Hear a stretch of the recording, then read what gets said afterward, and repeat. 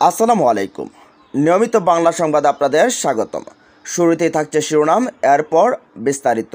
Salman F Rahman, সাবেক আইনমন্ত্রী আনিসুল হক, major Zia, সাবেক সমাজকল্যাণমন্ত্রী দীপুমণি ও ফিরোজের বিরুদ্ধে আবারও রিমান্ডের মঞ্জুর। জানিয়ে দেব, টাকার কাছে বিক্রি বিএনপির নেতাদের দেশপ্রেম, ফেসিবাদীর পক্ষে দাঁড়াচ্ছে বিএনপিপন্থী আইনজীবীরা। জানিয়ে দেব, ভারতকে এবারের মতো বলে দেব ভবিষ্যতে যেন এমনটি আর না করে, হুঁশিয়ারি করলেন জামায়াতের আমির ডক্টর শফিকুর রহমান। এবং সবশেষ জানিয়ে দেব, বন্যা কবলিত এলাকায় সনাতন ধর্মাবলম্বীরা আশ্রয় নিয়েছে মসজিদে। এতক্ষণ শুনছেন সংবাদ শিরোনাম, এবার জানুন পুরো বিস্তারিত। 4 হত্যা মামলা, সালমান, আনিস, জিয়া, দীপুমণি ও ফিরোজের বিরুদ্ধে আবারও রিমান্ড মঞ্জুর। রাজধানীর লালবাগ ও নিউমার্কেট থানার পৃথক 2 হত্যা মামলায় সাবেক প্রধানমন্ত্রী শেখ হাসিনার বেসরকারি শিল্প অভিনয় বিষয়ক উপদেষ্টা সালমান এফ রহমান, সাবেক আইনমন্ত্রী আনিসুল হক ও সেনা কর্মকর্তা জিয়াউল আহসানের 5 দিন করে 10 দিনের রিমান্ড মঞ্জুর করেছে আদালত।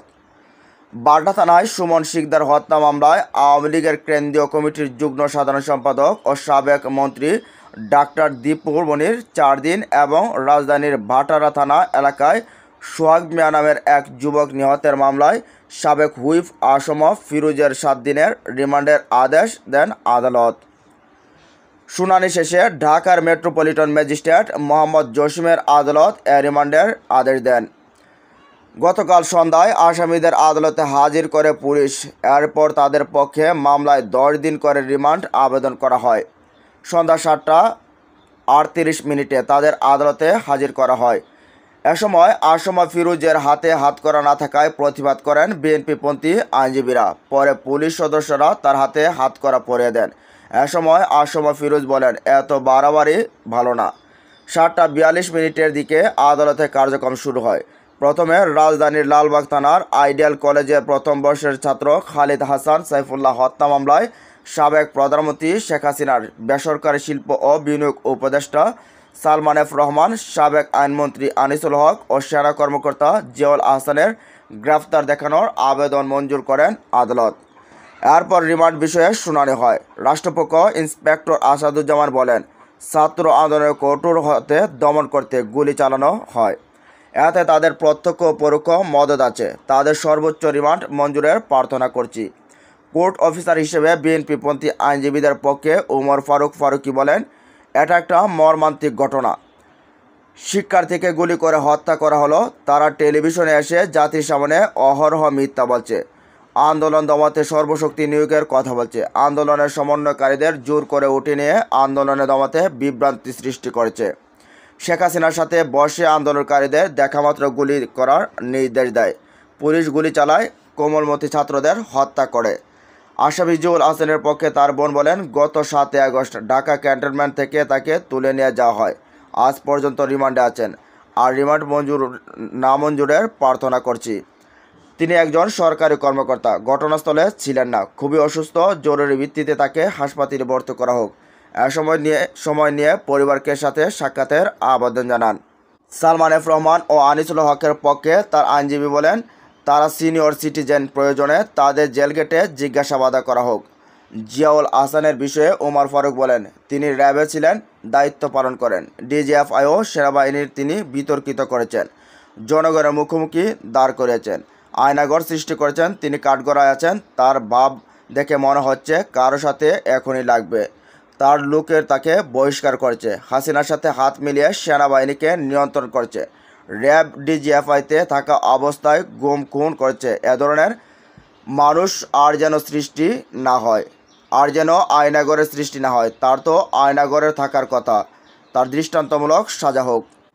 আবারও টাকার কাছে বিএনপিপন্থীদের দেশপ্রেম বিক্রি, পেশাদারিত্বের আবরণ, ফেসিবাদের পক্ষে দাঁড়াচ্ছে বিএনপিপন্থী আইনজীবীরা। গিরগিটির মতোই রং পাল্টাচ্ছে ফ্যাসিস্ট শেখ হাসিনার দোসররা। ইনিয়ে বিনিয়ে এখন চেষ্টা চালাচ্ছে হাসিনা ও আওয়ামী বিরোধী সাজার। যারা সরাসরি হাসিনার দল করতেন তারা তো পালিয়ে গেছেন। যারা বিভিন্ন শ্রেণী পেশাতে ভেতর উৎপেতে থাকা হাসিনার প্রেমিকরা বোল পাল্টাচ্ছেন নানা কৌশলে।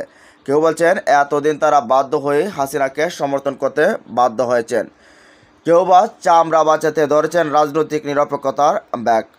আওয়ামী লীগ তথা মাফিয়াতন্ত্রের অবয়বে লুকানো অনেক পড়েছেন পেশাদারিত্বের মুখোশ। বলা চলে রং বদলানোর মহেন্দ্রক্ষণ এখন। শিক্ষক, সাংবাদিক, বিচারক, বিচারপতি, আইনজীবী, আমলা, ব্যবসায়ী, আইনশৃঙ্খলা রক্ষাকারী বাহিনীর ভেতরে থেকে যারা 16টি বছর শেখ হাসিনার পদলেহন করেছেন, উচ্ছিষ্ট ভোগ করেছেন, রং বদলানোর প্রতিযোগিতা তাদের মধ্যেই বেশি। তবে এ ধরনের রং বদল যে ঘটতে পারে সেটি রাজনৈতিকভাবে আগেভাগেই টের পেয়েছিল বাংলাদেশ জাতীয়তাবাদী দল বিএনপি। তাই পট পরিবর্তনের পরে গত 8 আগস্ট দলটির অন্য কোনো রাজনৈতিক দলের নেতাকর্মী বা অরাজনৈতিক ব্যক্তির বিএনপিতে যোগদানের উপর নিষেধাজ্ঞা দেয়। এই সিদ্ধান্ত নিয়ে বিএনপির দূরদর্শিতা দিয়েছে মর্মের অরাজনৈতিক মহলেও প্রশংসা করেছেন। কিন্তু সব মানুষই তো সরাসরি রাজনৈতিক দলের সঙ্গে যুক্ত নন। শেখ হাসিনার ফ্যাসিজমকে অন্ধের মতো সমর্থন দিয়ে গেছেন, এখনও করছেন। এমন অদলীয় হাসিনা সমর্থক রয়েছে রন্ধে রন্ধে। তাদের অনেকেই নিজ পেশায় অস্তিত্ব লড়াইয়ে রয়েছেন। মাফিয়াতন্ত্রকে প্রলম্বিত করার পেছনে প্রাণপণ ভূমিকা রেখেছেন তারা। কাউকে বলে না কয়ে হুট করে হাসিনা পালায়নের মাথায় বজ্রপাত হয় তাদের। গত 4 আগস্ট দণ্ডপ্রাপ্ত প্রভাবশালী দালাল চামচারাও 5 আগস্ট দুপুরের পর আকস্মিক অথৈ দরিয়ায় পড়ে যান। 2 সপ্তাহের হতোদ্যম দশা কাটিয়ে ধূর্ত শিয়ালের মতোই তারা ভিড়তে শুরু করেছেন হাসিনা বিরোধী শিবিরে। ইনি বিনে ব্যাখ্যা করতে চাইছেন এতদিনকার রাজনৈতিক অবস্থার ও ভূমিকার কথা। আর ভুল পাল্টানোর ক্ষেত্রে দুঃখজনকভাবে সহযোগিতা করছেন স্বৈরাচার বিরোধী দীর্ঘ লড়াইয়ের নেতৃত্ব দানকারী প্রধান রাজনৈতিক দল বিএনপির এক শ্রেণীর নেতাকর্মী। ফ্যাসিবাদী লড়াইয়ে সবসময় আওয়ামী লীগের পক্ষে এবং বিএনপির বিরুদ্ধে দুন্ডুমার প্রপাগান্ডায় লিপ্ত ছিল সময় টিভি, 71 টিভি, ডিবিসি সহ অধিকাংশ ইলেকট্রনিক প্রিন্ট ও পোর্টাল। প্রচার মাধ্যমগুলোর একচোখা নীতির নিষ্ঠুর শিকার হয়েছেন বিএনপি জামায়াত। কথিত এসব টিভি চ্যানেলের সাংবাদিক পদবি ধারণ করে যেসব আওয়ামী লীগ আর প্রপাগান্ডারা চালাতেন, হাসিনা উৎখাতের পর নিজ নিজ প্রতিষ্ঠানের চেয়ার থেকে উৎখাত হন তারা। আত্মগোপনে চলে যান বেশিরভাগ। কেউ সীমান্তে পাড়ি দিয়েছেন, ভারত পালিয়ে যাওয়ার সময় আটক হয়েছেন। কেউ বা তুরস্ক হয়ে ফ্রান্স পালিয়ে যাওয়ার সময় এয়ারপোর্টে সস্ত্রীক গ্রেফতারও হয়েছেন। এদিকে জামায়াতের ডাক্তার শফিকুর রহমান ভারতকে এবারের মতো বলে দেব, ভবিষ্যতে এমনটি যেন আর না করে।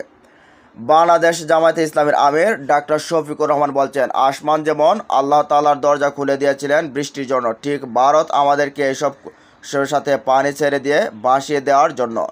ভারত আমাদের প্রতিবেশী রাষ্ট্র। আমরা 53 বছর থেকে শুনে আসছি তারা আমাদের ঘনিষ্ঠতম বন্ধু। কিন্তু এবার তারা পানি ছাড়লো, আমাদের একটু বললও না যে আমরা বাধ্য হয়ে পানি ছাড়ছি, আপনারা একটু সতর্কতা অবলম্বন করেন। এটা হলো প্রতিবেশীর শিষ্টাচার এবং এটা জেনেভা কনভেনশনও একটি অংশ। ভারতকে আবার একবারকার মতো বলে দেব, তারা ভবিষ্যতে আর করবে না, করলে এদেশের জনগণকে নিয়ে প্রতিবাদ করব।